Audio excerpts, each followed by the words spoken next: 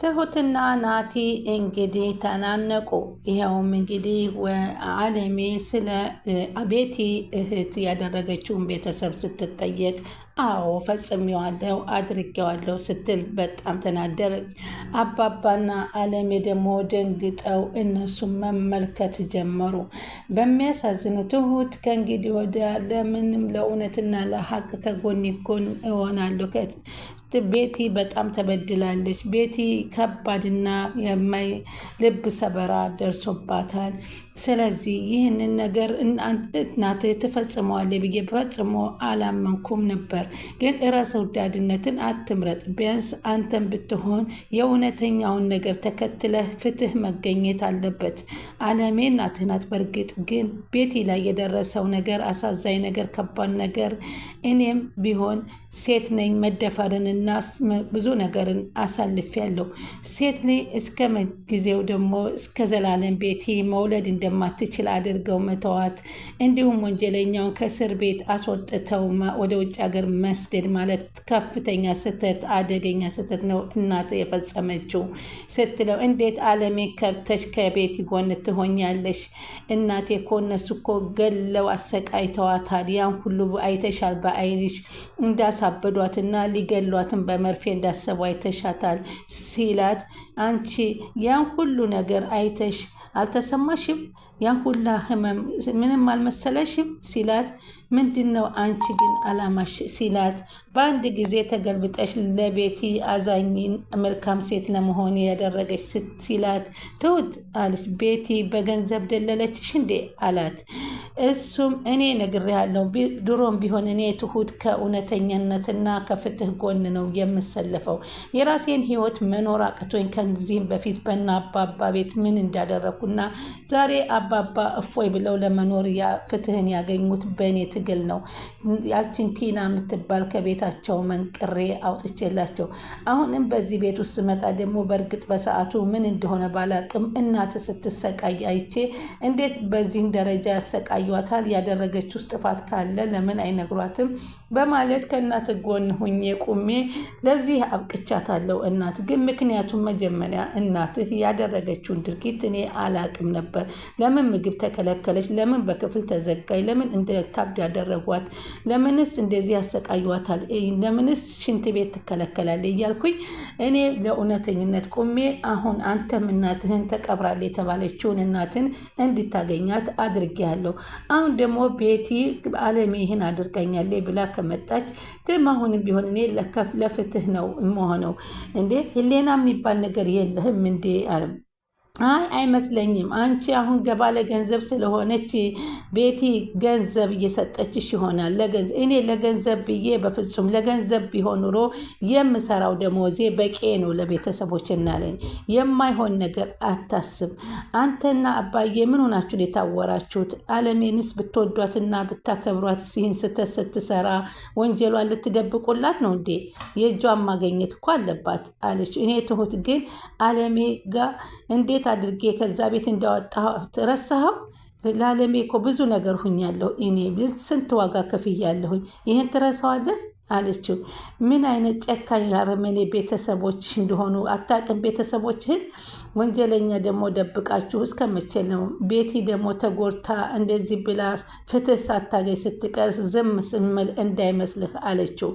እዚህ ጊዜ በጣም ራሱን መቆጣጠር አቃተውና ተነስቶ ንቃረጋት ትሁትን። እንዴት አለሜ ራሱ እንዴት ትሁትን ታንቃታለ? ትሁትን አትንካብኝ አለች ራሷ አለሜ። ብዙ መስዋዕትነት እኮ የከፈለች ልጅ ናት። አባባን ቢሆን እኮ ይቀየምብሃል። ይቺ ልጅ እኮ ልጁ እንደ ልጁ ነው የሚያያት። ከሴት ልጅ ላይ እንዴት እጅህን ታነሳለህ? በማለት አለሜ ትናገራለች። እንዴት ልትበድላትና ልታሰቃያት ትችላለህ? በማለት አለሜም አበደች። አለሜ እኔ በህይወቴ ያለሁኝ አንቺ ምንም ነገር እንዲደርስብሽ አልፈልግም። የገዛ ባልሽ ገዛሃኝና ቤቲ ተቀብራለች እያሉኝ እንግዲህ ከመቃብር አይቼ በናፍቆት እና በሀዘን ስሰቃይ የነበረው በቂ ነው። አሁን ከዚህ በኋላ ስቃይ ማየት አልፈልግም። የተደረገው ነገር ተደርጓል። ከዚህ በኋላ ምንም ነገር ባንቺ ላይ መጣ የሚባል ነገር አልሰማም። እሺ በቃ የኔ ልጅ ተረጋጋ። ሁሉም ነገር ጊዜ ያለው ጊዜ ይፈተዋል አላት። አለሜ ይህንን ነገር በፍጹም ልታደርግ አትችልም።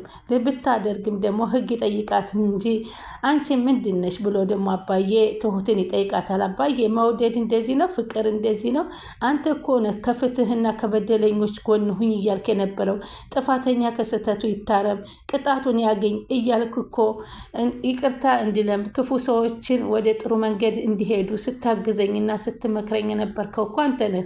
አሁን ስለ አለሜን ስለወደድካት መገልበጥህ ነው ይህ ሁሉ ነገር ታደርጋለህ ብዬ አባዬ አላሰብኩህም በማለት ትነግረዋለች። እና ተረጋጊ፣ አንቺ ምንድን ነሽ? አንቺ ፖሊስ ነሽ እንዴ? ተረጋጊና ሁሉን ነገር እኛ መንገድ እናስይዘዋለን አላት። ሰላም ውዴ ቻናሌ ተከታታዩ ሰላማችሁ በያላችሁበት ይብዛ። ቻናሌ አዲስ የሆናችሁ ሰብስክራይብ፣ ላይክ፣ ሼር እያደረጋችሁ አበረታቱ። ትሁት ቀጣይ ፓርት እንግዲህ ይዘንላችሁ መጥተናል። በዚህ ፓርት እንግዲህ የሚገርም ነገር ያልጠበቅነው ነገር የቤቲን ቤተሰቦች እንደዚህ መሆናቸውን ናሲና ትሁቴን በስከ መጨረሻ ተለያዩ። እሱም በቃ ከዚህ በኋላ ትሁቴ ምንም ነገር አልፈልግም ካንቺ ምንም አይነት እርዳታ። ይህ ነው እንግዲህ እስከዛሬ የደከምኩበትና መስዋዕትነት ያደረግኩት ይህ ነው የኔ ውጤት፣ ይህ ነው የኔ ስራ አለችው። እኔ እኮ ልጄንም እንኳ ሪስክ አስይዤ ነበረ። ቤተሰቦቼን እና አባባን ሁሉ ስንት ነገር ስቃይ አድርጌ ነበር ያንተን እናት ያወጣሁት። አንተ ግን የተፈጠረውን ነገር ማመን አቅቶ ነው እንደዚህ የምትሆነው። አንተ ትክክለኛ እውነተኛ ብትሆን ኑሮ ነገም ለእኔ እውነተኛ ሆነ ትቆምልኛለህ። ስለዚህ አንተ ሲጀመር እውነትን ይዘህ የምትጓዝ ስላልደለክ አንተም ለእኔም አታስፈልገኝም ስትለው በጣም ተናደደ። ቤቲም የነገረቻትን ታሪክ በማዳመጥ እኔም እኮ ሴት ልጅ ነኝ፣ መውለድን እንዴት እስከምትቸገር ድረስ ልጅ እያየች ልጅ እየናፈቀች ወልዳ ማሳደግ እየተፈለገች ምኞት እየሆነባት አላማዋ ሁሉ ስንክልክል ያለባት ቤቲ፣ አይዞሽ ቤቲ፣ እኔ ካንቺ ጎን ነኝ። አንቺ ልጅሽን አምጥተሽ እኮ ስታጫውቺ በጣም ብዙ ነገር ስታደርጊላት ልጅ ጠፋች ስትሰቃይ፣ እኔ ግን እንደማልወልድ ሳቀው ስቃውንና እንትኑን ዝም ብዬ ነበረ የምመለከተሽ። እኔ እኮ የጸነስኩትን ጽንስ ነው በእርግጫ ብሎ እኮ የገደለብኝና እህቴንም ከተቀመጠችበት እንዳትነሳ ብሎ በብረት እግሯን ቀጥቅጦ ቁጭ አድርጎ ፀሐይና አየር እየናፈቃት በሰው እጅ እየተነሳች እየተቀመጠች ያለችውን እህቴን እያየሁ ልቤ ተሰብሮ ነው አለቻት። እኔ ምንም አይነት ልጅ እንደማልወልድ ሳውቀውም ውስጥ እየተናደደና እየተቃጠለ በቀልን አዝዬ የተነሳሁት አየሽ ትሁት፣ የማታውቂው ነገር ብዙ ነገር አለ። እኔ ወድጄ አይደለም እንደዚህ የሆንኩት፣ ክፉ አልነበርኩም፣ ወይንም ጠጪ ሰካራም አልነበርኩም። ራሴን ውስጤን ለማስረሳት እያልኩ ነበር እየወጣሁ ስጠጣ የነበረው። ገባሽ? በእኔ በቤቴ በጣም አዘነች። ያለ እድሜ ትልቅ ሰው አግብቼ እዚህ ቤት ገብቼ ወድጄው አፍቅሬውም አይደለም እኮ ወይንም የገንዘብ ሱስ ወይም ሲሴኛ ሁኝ አይደለም። የእህቴን በቀል ለመበቀል ብዬ የታፈነውን እሳት በልቤ ውስጥ ያለውን እፍልልን ነው እዚህ ቤት የገባሁት። ወላጆቼ እንኳ አያውቁም። እናቴም እስካሁን ለ6 ዓመት ያክል አታናገረኝም። እህቴም ብትሆን ለበቀል ከሆነ እንዳትነሺ ስትለኝ ምንድነው ስራሽ እንኳ ስትለኝ ስራዬን እየደበኩ ነው መነግራት። የእጃቸውን ሲያገኙ ብቻ ነው እኔ እፎይ ልል የምችለው ያለቻት። አባባም እንግዲህ ተይ ትሁቴ፣ የሚቆጭሽን ነገር አታድርጊ፣ በተሳሳተ መንገድ አትሂጂ ሲላት፣ አባዬ አንተ ስህተቱ ምን ላይ ነው? እስኪ ንገረኝ። ቤት የደረሰባትን ነገር ችግር እየሰማህ ነው አይደለም? እሷ ገዛኸኝ እንኳ ይሄን ነገር ቢያቅ በጣም ነው የሚያዝንላት። ግን ይሄንን እንኳ ሚስጥር ለገዛኸኝ እንኳ ደብቃ አልተናገረችም። እሱ እንደውም የተለየ በቀል ያለች ትመስልያለሽ እያለ እንኳ ሲጠይቃት በቀል አለኝ እንኳ ብላ አልተናገረችም። እውነቱን እንኳ አልነገረችውም። እጋፈጠዋለሁ አብሬው ብላ ነበረ የገባችው። አንተ ግን ምን ነካህ አባዬ አለ። ናቲ ምን ያህል እንግዲህ አለሜን እንደሚወዳት እንግዲህ አለሜን ምን ያህል እንደምትወጃት አውቃለሁ። በዚህ ልክ ግን አስበልጠሽ ለቤቲ ትገለበጫለሽ ብዬ በፍጹም አስቤም አላቅም አላት። እባክህ ይሄን ነገር አትበለኝ። አሁንም እኮ እኔ ካንተ ጎን ነኝ ብያለሁ። ግን በሁለቱም በኩል ያለውን ሰምተነ ፍትህ ከሁለቱም ነው የምናገኘው። እናትህ ትጠየቅ ያልኩትም ለዚህ ነው። እኔ ሁልጊዜም ቢሆን ከተበዳይ ጎን ነው የምሆነው። የአለሜን ጥላቻ ሳይሆን ያየሁት አሁን እኔ አሁንም ቢሆን አለሜ ጋር ጥላቻ ወይንም አንተ ጋር ጥላቻ የለብኝም። ግን ሚስጥሩ ይህ ሁሉ ስቃይ ስታሳልፍ የነበረውን አለማወቃችን ነው። ቤቲ ነፍሰ ጡር ከሆነች እንግዲህ ራሷ ወንጀለኛ ሁና ቤቲ ላይ ችግሩ ስለተፈጠረ ሳይሆን ወንድሟ ክፉና አደገኛ የሚሆን ከሆነ በዚህ በእስር ቤት እንዲወጣ መተባበር አልነበረባትም። ጭራሽ ይህንም አድርጋ ውጭ ሀገር ማስወጣት አልነበረ። ይሄ ራሱ ትልቅ ህመም ነው። ያማል፣ ልብ ይሰብራል። በራሳችን ቦታ አድርገን ነው ማየት ያለብን። ለአባባ ስትናገር እንግዲህ አባባ ደግሞ ትሁቴ እንግዲህ አንቺ ይህንን ነገር ጉዳዩን እያጣራን ፖሊስ ይመረምረዋል። ትሁትም እንግዲህ ፍትህ ለማግኘት ስትል ከቤቲ ጎን እንደምትሆን ትናገራለች። በጣም አዝኛለሁ በደረሰብሽ ነገር። በስ ማታ ላናግርሽ ብል ግን በጣም ሰክረሽ ስለነበረ ምንም አታዳምጭኝም ብዬ ነው። ስለዚህ አሁን እንደዚህ ብዬ ሁሉን ነገር ጠይቄሽ የተረዳሁት። እኔ ብሰክርም ባልሰክርም የቤተሰቦችን በደል በፍጹም አልረሳውም።